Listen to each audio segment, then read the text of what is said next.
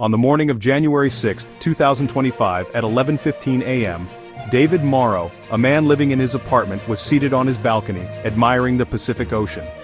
As always, it seemed like just another ordinary day until he noticed flames and sparks, accompanied by a fire, on the Pacific Palisades Hills approximately 5 miles away. In less than an hour, the fire had grown so fierce that thick smoke completely obscured the hills. Satellite imagery revealed that the fire was initially reported in the Palisades Hills, but within hours it had spread to Eatonhurst, Kenneth Getty, Skirball, and the San Fernando area. During this time, winds blowing at 100 kilometers per hour were moving inland toward the ocean.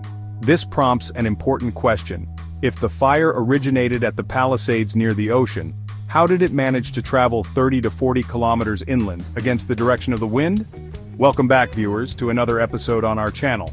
This particular fire has ravaged an area spanning 38,000 acres or 150 square kilometers. It has destroyed over 12,000 homes and buildings and displaced 180,000 people. This wildfire stands as the most catastrophic in Los Angeles history, and at the time of this video's production, it has yet to be fully extinguished. All efforts to control it have met with failure. Water bombers capable of discharging 45,000 liters of water at once seem powerless against the enormity of this fire. Even the addition of special chemicals to the water has proven futile as nature continues to overwhelm human intervention. California, which already grapples with water scarcity, often finds its fire hydrants empty. The fire, having spread across 7 different areas, also divided the focus and equipment of the firefighting teams. To make matters worse, the 70 to 100 kilometers per hour winds further exacerbated the situation, fueling the blaze. Before delving into the causes behind the spread of this wildfire in Los Angeles, let's look at how often California has been impacted by wildfires over the past 25 years. The state has consistently been a hotspot for such fires. For instance, the Cedar Fire in San Diego County in 2003 consumed 273,000 acres between October 25th and November 4th. Similarly, in 2017, the Tubbs Fire burned 36,000 acres, while the Thomas Fire reduced 280,000 acres to ash between December and January.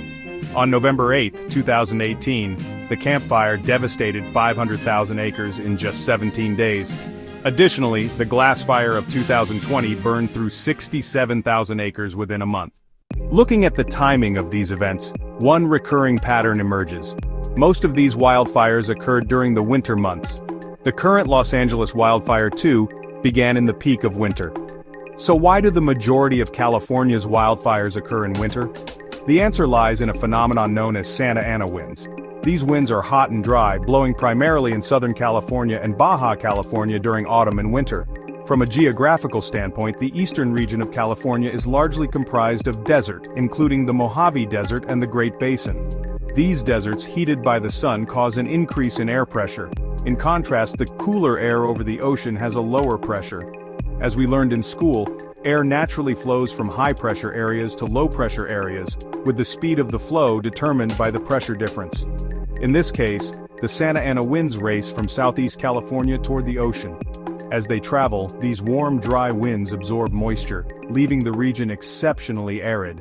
This dryness turns vegetation and trees into highly flammable materials. Santa Ana winds not only dry out forests, making them perfect fuel for wildfires, but also carry embers that can spark new fires in an instant. This makes the fires almost impossible to contain. In the Los Angeles wildfire, the fire behaved unpredictably. Instead of spreading with the wind's flow, it moved inland. This unusual behavior can be attributed to the mountain wave rotor phenomenon. On a mountain, the side directly facing the wind is called the windward side, while the opposite is the leeward side. As the windward side deflects the wind, a vortex effect forms on the leeward side, causing swirling air. This leads to winds flowing in the opposite direction on the leeward side, explaining why the fire moved inland in Los Angeles. When a wildfire becomes significantly intense, it can even create phenomena like fire tornadoes. These rare and highly dangerous events arise during severe wildfires. A fire tornado, much like a regular tornado, involves a spiraling motion, but instead of debris, it consists of fire and hot air. The intense heat rapidly draws air upward, creating a rotating motion and pulling in dry vegetation, which further intensifies the vortex. This phenomenon makes fire tornadoes particularly destructive. Predicting their movement is extremely difficult, though they often climb upward along mountainous terrain, worsening the wildfire. Wildfires are an undeniable reality, and with climate change, their frequency is expected to rise. Modern technology, including artificial intelligence, is now being employed to predict their direction, and such information is shared with firefighters. Despite this, every time Los Angeles firefighters manage to control a section of the blaze, strong winds spread it to new areas. The first recorded wildfire in the United States occurred near Michigan in 1871, burning 1.2 million acres and claiming 2,500 lives. From the Peshtigo Fire of 1871 to the current Los Angeles wildfire, nature reminds us how challenging it is to control such disasters. However, if we aim to understand nature and adapt to climate change instead of fighting against it, perhaps we could bring an end to the cycle of wildfires. We hope you found this video insightful. Don't forget to like and share it. Thank you for your kind comments, and we'll see you in the next exciting episode.